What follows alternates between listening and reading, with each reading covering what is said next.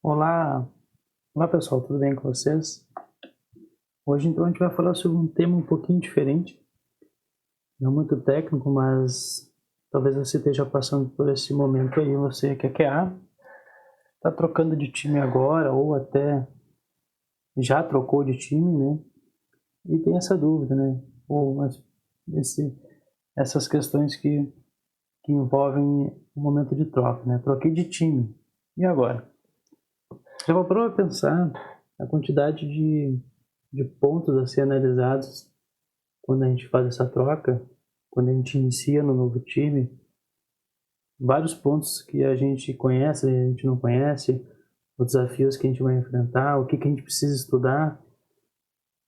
Às vezes a gente consegue ter uma visão prévia do time através das entrevistas, né, ou conversando com alguém que já trabalhou, ou se esse time é numa outra empresa que você vai trabalhar com alguém, você consegue tirar essa dúvida, mas ainda assim tem alguns pontos ali no meio que a gente só consegue ver quando realmente entra no time.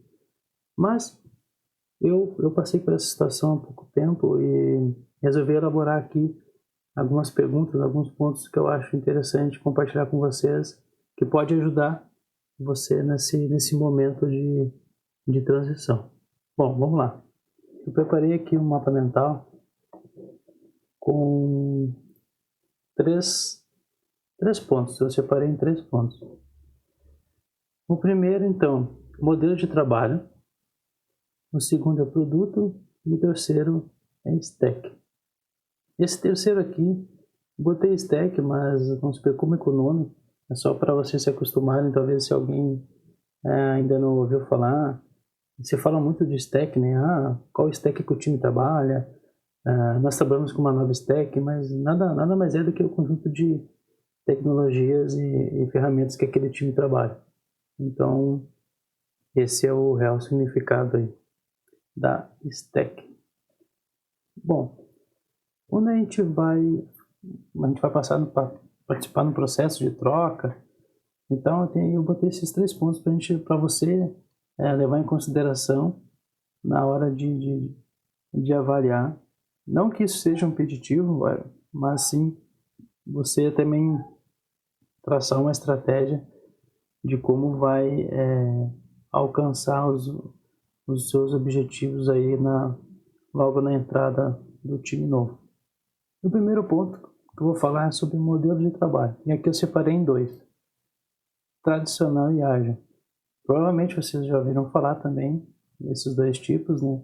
Mas quem vem, por exemplo, do tradicional, quem já trabalha aí então desde a década de 90, já deve ter trabalhado no modelo tradicional e a gente está migrando para o ágil, né?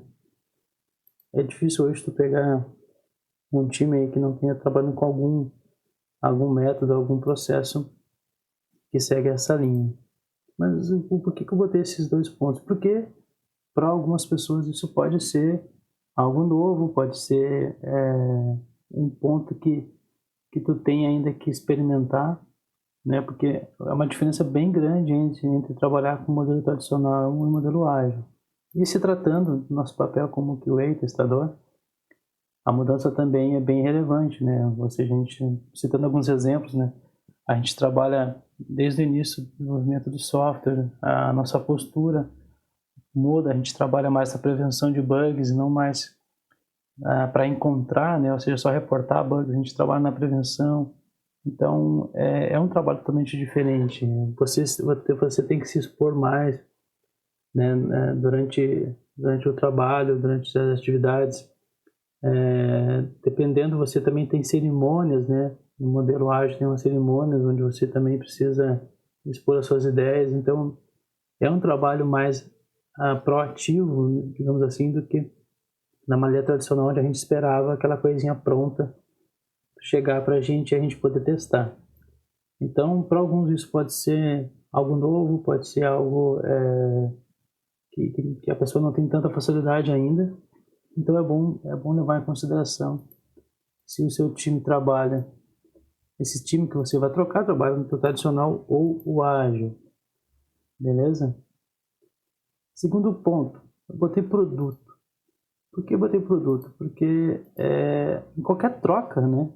Seja com um time que você já ouviu falar, já conhece, ou já conhece um pouco do produto que aquele time trabalha, sempre vai ter algo que você vai ter que rampar, que você vai ter que estudar, vai ter que aprender. Então, eu separei aqui em 2 pontos básicos, que são regras de negócio e sistema.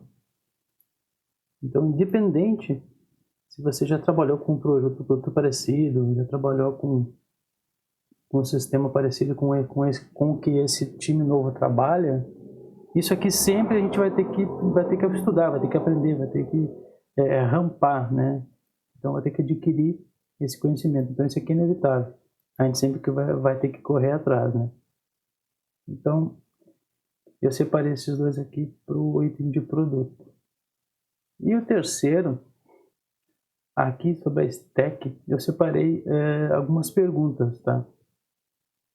Porque tudo isso aqui, esses três pontos aqui, mais as perguntas da stack, você pode conseguir através, né, das entrevistas que você está fazendo para entrar nesse novo time.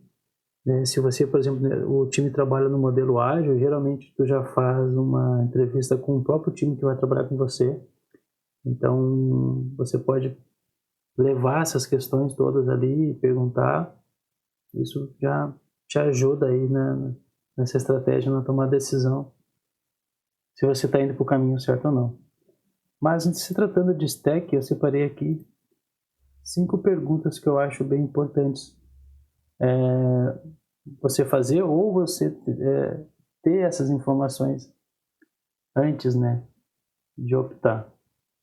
Por quê? Porque isso aqui, dependendo da resposta dessas perguntas, vai te dar uma visão de quanto você tem que ainda correr atrás para adquirir conhecimento para poder performar dentro do time, ou não, isso aqui eu já conheço, então fica mais tranquilo. Então te ajuda como insumo para você montar uma estratégia aí de estudo para poder performar dentro do time, né? Para poder trabalhar de uma forma mais tranquila, mais fluida. Então é interessante a gente ter isso antes.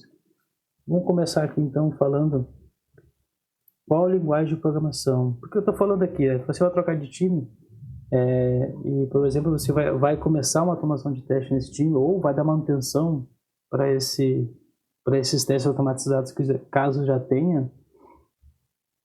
É interessante saber em qual linguagem, obviamente, qual linguagem que o time trabalha ou qual linguagem está sendo utilizada na automação. E aqui tem um ponto interessante que a gente ouve muito, no QA, o interessante é ele desenvolver os scripts de teste com a mesma linguagem que o time também trabalha. Eu não sou muito adepto a essa linha. Eu acho que a linguagem ela tem que ser um meio, né, e não um fim. Então a linguagem tem que ser uma linguagem que se adeque mais ao teu contexto ali de trabalho. Então não acho que deveria ser uma regra, você tem que desenvolver na mesma linguagem que o time. Porém, por que essa pergunta é importante?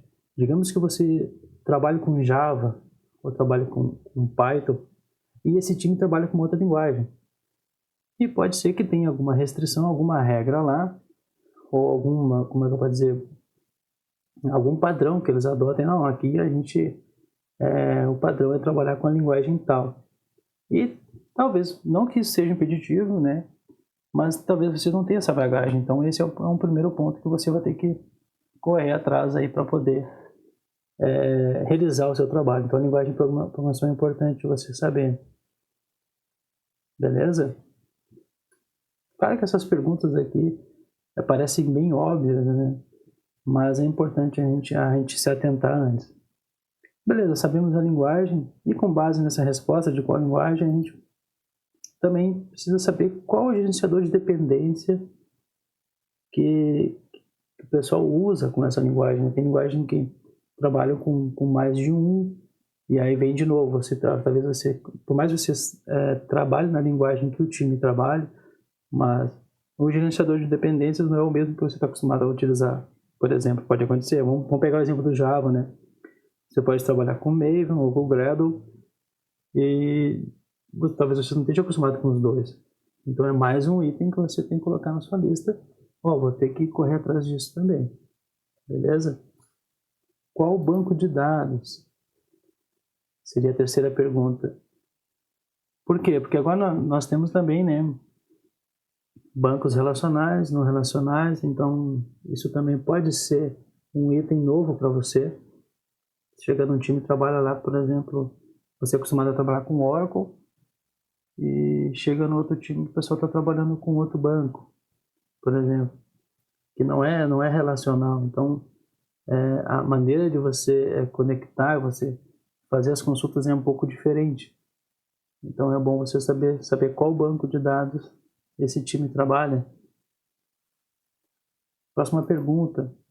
Agora já indo mais para a linha, não tanto do projeto, mas para fora, né? Ou seja, ferramentas que você utiliza para tirar o seu código da sua máquina e compartilhar ou botar a rodar em outro lugar. Qual ferramenta de versionamento? Aqui a gente trabalha, sei lá, com SVN ou com Git. Então é bom você também saber qual ferramenta de versionamento esse time trabalha.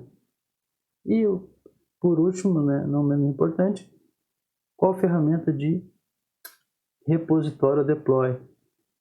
Também nós temos mais de um, né? A gente pode trabalhar, o pessoal trabalha com Jenkins, trabalha com GitLab, GitHub, então tem várias opções, né? Então também pode ser algo novo para você ou você já conhece algum deles e isso facilita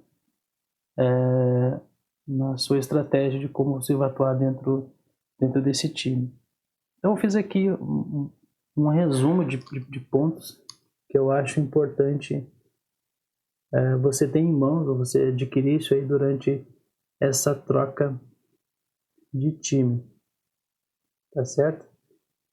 Eu vou deixar esse materialzinho também aqui na descrição do vídeo para quem quiser pegar e qualquer coisa façam perguntas a respeito ou você sugere alguns outros pontos que vocês acham importantes também que vocês analisaram durante essa experiência de troca de time, só compartilhar aí, tá certo? Um abraço, pessoal.